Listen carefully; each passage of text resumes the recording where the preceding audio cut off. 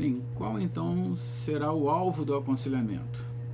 Uma frase resume: ser como Cristo em meio aos problemas.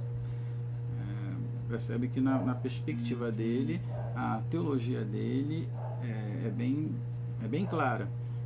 Nós enfrentaremos problemas, ok? Foge, por exemplo, da teologia triunfalista, onde crente não tem problemas. E aí nós temos o alvo proposto pela sociedade. Basicamente, o mundo em que vivemos, ele propõe que nós alcancemos 3 alvos. Primeiro, a felicidade. Canso de ouvir isso. Eu mereço ser feliz.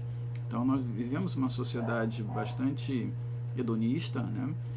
E que você tem que procurar, pelas formas possíveis e impossíveis, ser uma pessoa feliz, porque você tem o direito de ser feliz.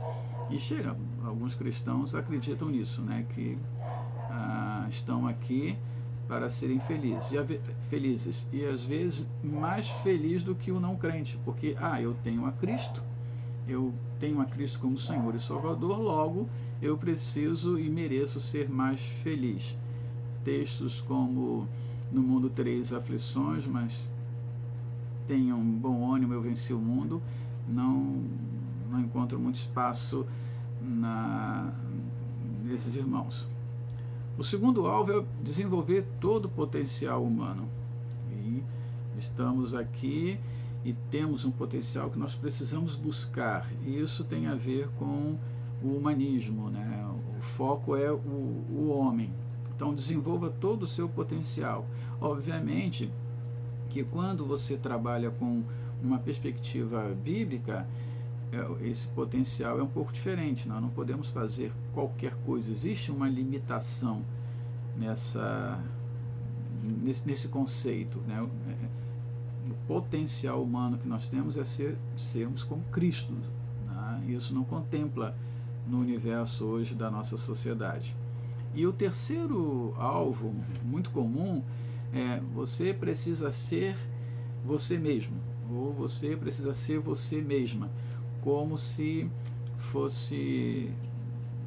não houvesse qualquer influência externa, ok? Então, felicidade. A felicidade para o mundo é um momento, um determinado momento, ou momentos. É por isso que essa luta, né? De manhã é uma coisa, à tarde é outra, à noite é outra. Um sábado é uma festa, mas no domingo tem que ter outra festa, porque a felicidade, ela não é um estado de ser, tá? Não é, por exemplo, a alegria, não é a paz, é momento. Acabou aquele momento, acabou a felicidade, então é preciso de um outro momento. Por isso essa correria louca que o mundo está vivendo. O potencial humano, né? Repetindo, só para a gente afirmar, a gente faz uma opção pelo humanismo. O homem é a medida de todas as coisas.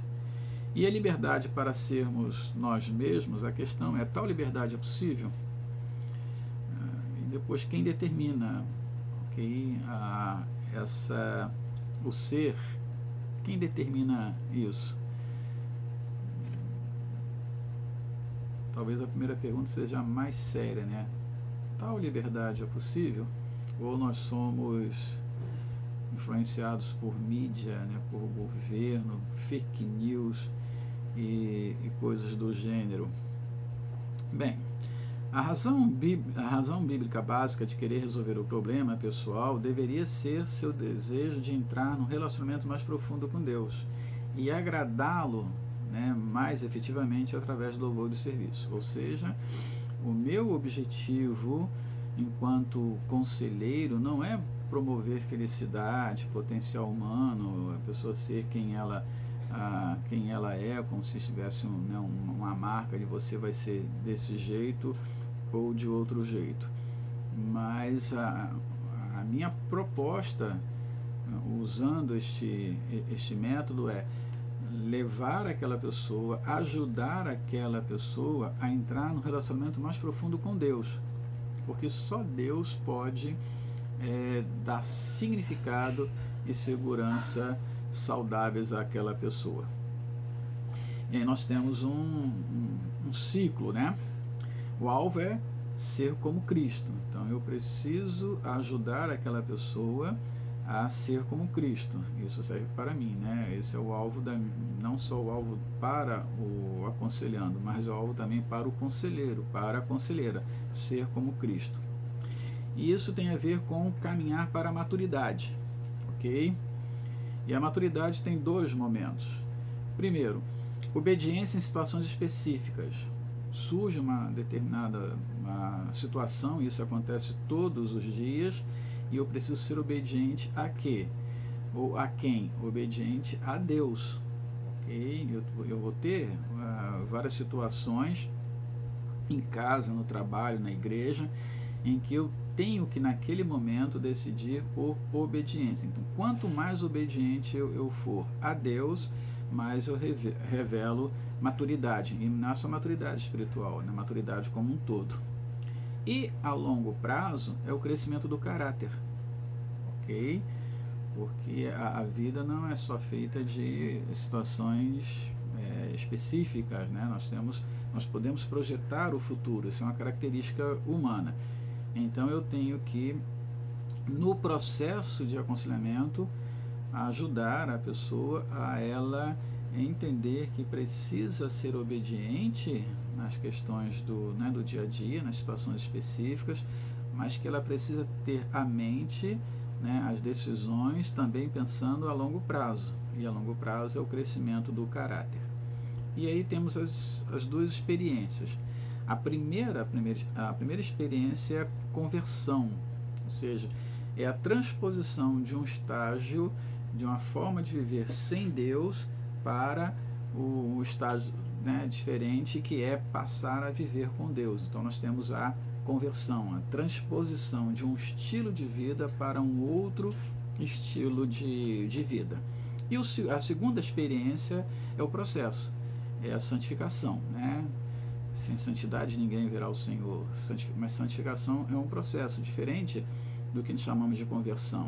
A conversão é aquele momento, aquela decisão que nós tomamos, mas a vida cristã não se esgota na conversão. A conversão não resolve os problemas, né? A conversão é um momento em que recebemos a Cristo, temos a nossa vida transformada, mas é preciso entrarmos ou continuarmos um processo de santificação, de crescimento.